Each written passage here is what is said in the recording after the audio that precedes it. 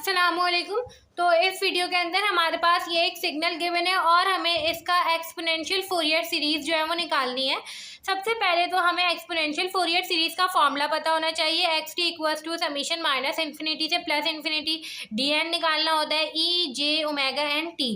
ठीक है, अब सबसे पहले तो आपको ओमेगा की वैल्यू अगर देखनी हो तो ओमेगा की वैल्यू हम कैसे निकालते हैं, 2 पाई/T0 करके। ठीक है, T0 मतलब क्या, आपका टाइम पीरियड। अब देखिए सिग्नल रिपीट कहाँ से होना शुरू हुआ है। देखिए आपके पास ये एक स्क्वायर है, मतलब स्क्वायर वेव फॉर्म बनी हुई है। तो ये एक सिग्नल, ये एक सिग्नल, ये एक सिग्नल नहीं है। ठीक है, बीच वाले पार्ट को आप इग्नोर नहीं कर सकते। तो यहाँ से लेके यहाँ तक एक सिग्नल, फिर रिपीट हुआ, फिर रिपीट होगा।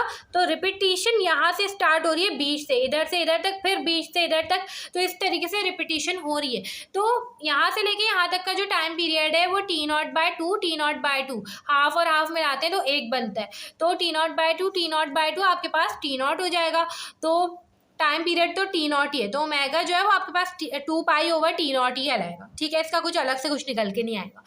मगर यहाँ पे हमें अब क्या करना है, dn निकालना है। तो अभी ओमेगा की वैल्यू यहाँ पे पुट नहीं करें, क्योंकि जब ओमेगा की सिंपल वैल्यूज होती थी ना 1 2 3 4 तो हम पुट कर दिया करते थे। मगर आप इसको कॉम्प्लेक्स बना देंगे अगर आपने अभी इसको पुट कर दिया तो। ठीक है, तो अभी इसको पुट मत करें। dn की जो आपके पास फॉर्मूला होता है वो आप करते हैं 1/T0 इंटीग्रल T0। यहाँ पे आपका एक्स टी होता है, यहाँ पे होता है ई माइनस जे N omega naught T D T. कुछ इस तरीके से होता है। पहला काम हम लोग क्या कर रहे होते हैं, डी एन निकाल रहे होते हैं। अब डी एन निकालने के लिए आपको फंक्शन पता होना चाहिए। अब लिमिट्स आपने देखी कि यार एक सिग्नल तो -T0/2 से T0/2 तक जा रहा है, मगर यहाँ पे आपको फंक्शन तो गिवन ही नहीं है। आप फंक्शन कैसे लिखेंगे, आपको कैसे पता है यहाँ से लेके यहाँ तक क्या फंक्शन है। तो मुझे यहाँ से दिख रहा है कि इधर से लेके इधर तक तो 0 है, इधर से लेके इधर तक तो 0 है। तो अगर तो मैं इसकी इंटीग्रेशन भी करूँगी तो वो 0 ही होगी। तो मेरा जो फंक्शन है वो सिर्फ T0/4 से T0/4 तक है। तो मैं लिमिट लूँगी T0/4 से T0/4 तक। मेरा फंक्शन 1 है तो फंक्शन की जगह 1 रखूँगी। अब सवाल आता है कि भाई टाइम सिग्नल तो यहाँ से हो रहा है ना, तो हमने लिमिट T0/2 से T0/2 क्यों नहीं रखी। तो इसकी एक वजह है, अगर आपने ऐसे रखा ना T0/2 से T0/2 और फिर आप xt को 1 रखते हैं, तो आपके कहने का मतलब ये है कि T0/2 से ही 1 था आपका सिग्नल, यहाँ से लेके यहाँ तक 1 था। जबकि ऐसा नहीं है, ये तो 0 है, ये तो 0 है। आपका जो 1 सिग्नल है वो इधर से लेके इधर तक है। तो आप लिमिट्स क्या रखेंगे, T0/4 टू T0/4। मगर आपका टाइम पीरियड क्योंकि T0/2 ही था सिग्नल का, तो यहाँ पे आप T0 ही रखेंगे। ठीक है, T0/4 इधर नहीं अप्लाई होगा, सिर्फ लिमिट्स में अप्लाई होगा, वो भी आपके फंक्शन की वैल्यू की वजह से। ठीक है, तो ये आपके पास हो जाएगा dn इक्वल्स टू 1/T0। ये आपके पास हो जाएगा -T0/4, ये हो जाएगा T0/4। यहाँ पे 1 आ जाएगा तो मैं नहीं लिख रही, ई माइनस जे एन ओमेगा नॉट टी और डी टी। कुछ इस तरीके से हो गया। अब आप सिंपल इसकी इंटीग्रेशन करें, D N equals to 1/T0। ये मेरे पास कुछ ऐसे हो जाएगा, ई माइनस जे एन ओमेगा नॉट टी। और मेरे पास टी के साथ जो चीज़ें मौजूद हैं वो यहाँ पे ऊपर मौजूद होनी चाहिए थी, जो कि नहीं है, तो मैं नीचे लिख दूंगी। मतलब सिंपल आपने इसकी इंटीग्रेशन कर लिया, तो ये हो जाएगा T0/4 माइनस T0/4।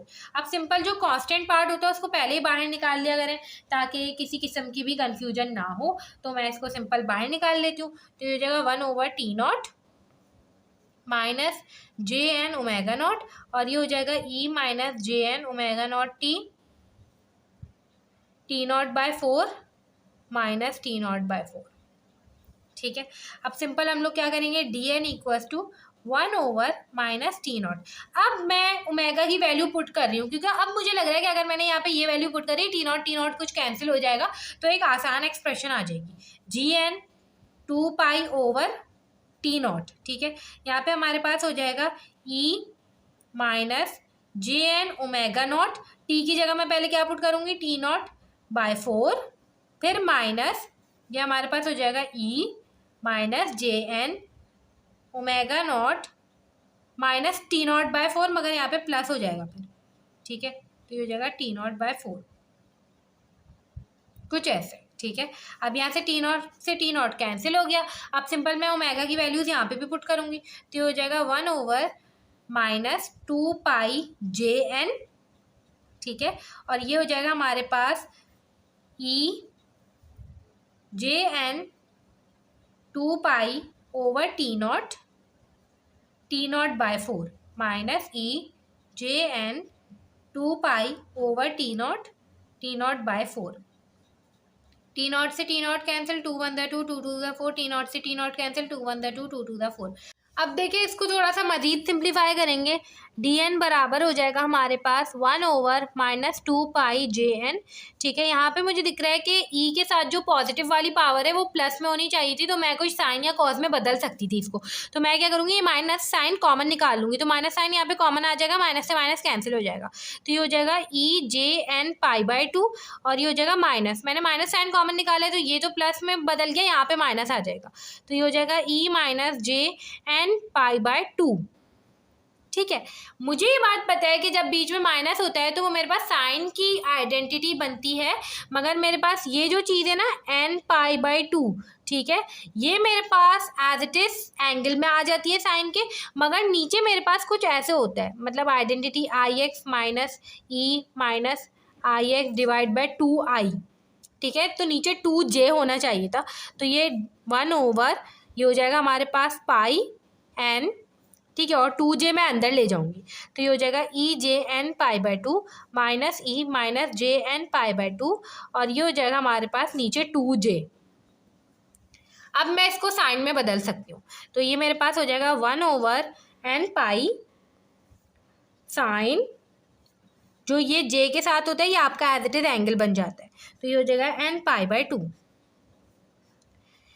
ये आपके पास dn की वैल्यू आ चुकी है और मैं यहाँ पे सिंपल देख रही हूँ कि अब ये मेरे पास साइन और कॉस की फॉर्म में जब भी आ जाए तो अब यहाँ पे कॉम्प्लेक्स वाले फॉर्मूलाज लगाने की ज़रूरत नहीं है, मतलब अब ये डायरेक्ट मेरे पास मैग्नीट्यूड आ गया। अब मैं n को 1 रख के 2 रख के d1 के मैग्नीट्यूड, d2 का मैग्नीट्यूड, d-1 का मैग्नीट्यूड, d-2 का मैग्नीट्यूड सिंपल निकाल सकती हूँ। ठीक है, तो हम सबसे पहले n का कॉलम बना लेते हैं, 1 फिर -1 2 -2, माइनस वाली वैल्यूज़ मैं इसलिए रख रही हूँ क्योंकि ये एक्सपोनेंशियल फोरियर सीरीज़ है। ठीक है, इसी तरीके से यहाँ पे हमारे पास dn की वैल्यूज़ आएगी। अब देख लेते हैं हमारे पास क्या वैल्यूज़ आ रही हैं।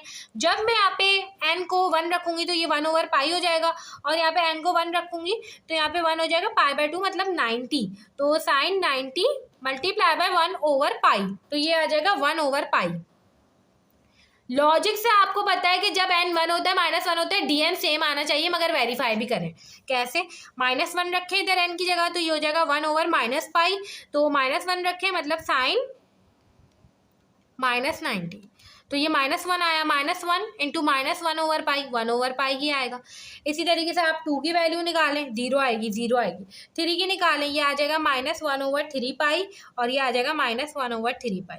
इसी तरीके से n पे आप 4 की निकालें, -4 की निकालें, आपके पास dn की वैल्यूज़ क्या आएंगी, 0 आएंगी।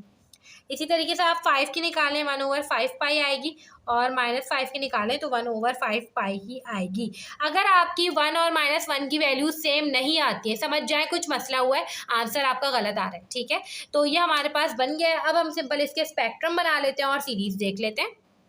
अब देखिए सिंपल हमारे पास डी नॉट की वैल्यू निकल कर आ चुकी थी। अब हमें इसकी एक्सपोनेंशियल फोरियर सीरीज निकालनी है। डी एन भी आ गए, डी नॉट भी आ गया। आपने सिंपल -3 से लेके +3 तक निकालने हैं। यहाँ पे -3 जैसे पुट करेंगे तो d-3 की वैल्यू आप निकाल चुके हैं, जो कि -1 ओवर 3 पाई है। यहाँ पे रख दी, n की जगह -3 रखें। फिर यहाँ पे -2 आएगा तो ये पूरी चीज़ तो 0 हो जाएगी। फिर यहाँ पे -1 आएगा तो यहाँ पे -1 का जो मैग्नीट्यूड था वो 1 ओवर पाई था और यहाँ पे -1 आ जाएगा, बाकी सारी चीज़ें यहाँ पे n जो है वो 0 हो गया, यहाँ पे 1 हो गया, यहाँ पे 2 हो गया, यहाँ पे 3 हो गया। तो ये आपने एक सीरीज़ निकाल ली है जो कि आपके पास एक्सपोनेंशियल फोरियर सीरीज़ निकल के आ चुकी है। अगर आपको सिर्फ सीरीज़ निकालनी होती तो आपको यहाँ तक का काम करना होता, अगर सिर्फ एक्सपोनेंशियल सीरीज़ निकालनी होती। मगर अब आपको स्पेक्ट्रम भी निकालने हैं तो अब आपको आगे का काम भी करना पड़ेगा। हमेशा याद रखें, जो एम्पलीट्यूड स्पेक्ट्रम बनता है एक्सपोनेंशियल फोरियर सीरीज में, उसमें जो आपका dn होता है आप उसमें मॉड लगाते हैं, मतलब पॉजिटिव वैल्यूज़ ही लेते हैं उसकी। पिछली वीडियो में भी हमने यहाँ पे मॉड लगा के डिस्कस किया था, ये नेगेटिव में नहीं जाएगा। ठीक है, तो यहाँ पे पॉजिटिव ही होगा हमेशा। तो सिंपल अब यहाँ पे हमने फ्रीक्वेंसीज को प्लॉट कर दिया है। फ्रीक्वेंसी की हमारे पास 2 पाई ओवर t0 कुछ वैल्यू थी, तो जब भी ऐसा हो तो आप यहाँ पे n भी प्लॉट कर सकते हैं। मतलब n1 2 3 4, n1 पे जो वैल्यू आई है वो यहाँ पे रखेंगे, 2 पर जो वैल्यू आई है 3 पर, तो 1 पर हमारे पास 1/पाई थी, हमने प्लॉट कर दी।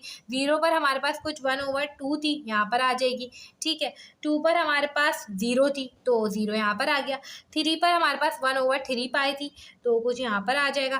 फिर 1/5 पाई थी, तो इस तरीके से हमारे पास ये निकल कर आ जाएगा 0। यही सेम काम यहाँ पर भी होगा, क्योंकि हमने देखा था पॉजिटिव नेगेटिव में सेम बन रहे होते हैं, ठीक है। तो ये कुछ ऐसे हो जाएगा। तो ये हमारे पास इसका एम्पलीट्यूड स्पेक्ट्रम प्लॉट हो चुका है, मगर अभी भी यहाँ पे एक मसला है। मसला ये है कि अब हमें इसका फेज स्पेक्ट्रम निकालना है। फेज स्पेक्ट्रम के लिए मेरे पास यहाँ पे एंगल मौजूद होने चाहिए थे, जो कि है ही नहीं।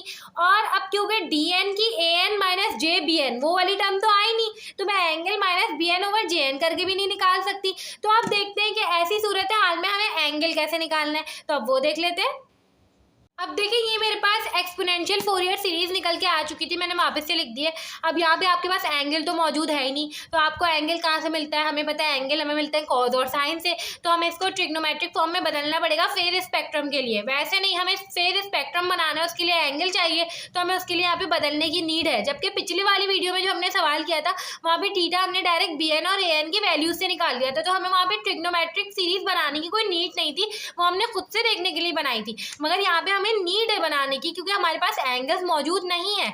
तो सिंपल हम इसको किस तरीके से करेंगे, एक्स टी बराबर हो जाएगा, मुझे यहाँ पे 3 वाली टर्म दिख रही है, मैं -1/3 पाई कॉमन निकाल लेती हूँ, ठीक है। तो ये मेरे पास हो जाएगा ई जे 3 ओमेगा नॉट टी, और यहाँ पे हो जाएगा प्लस ई माइनस जे 3 ओमेगा नॉट टी।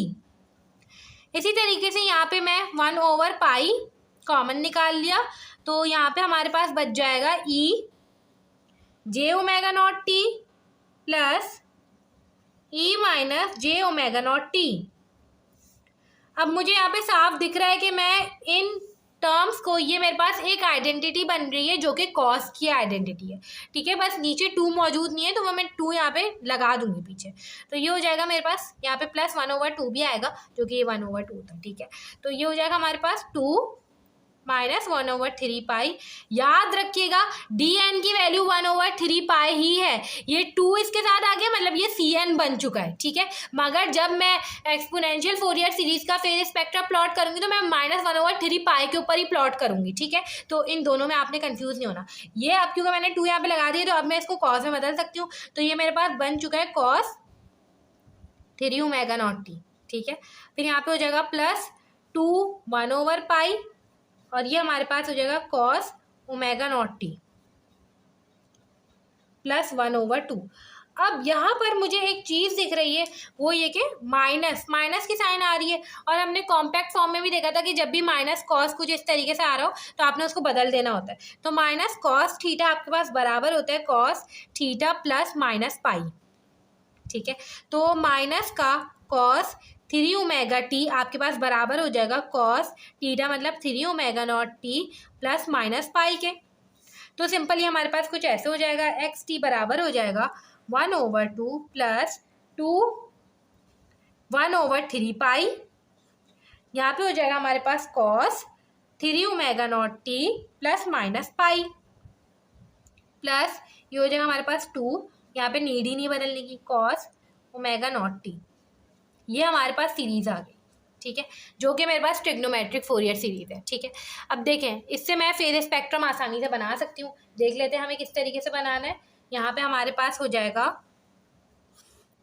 फ्रीक्वेंसी हमारी, या फिर एन भी कह सकते हैं, 1 2 3 4 5, और यहाँ पे एंगल डी एन, ये हो जाएगा हमारे पास -1 -2 -3 -4 और -5।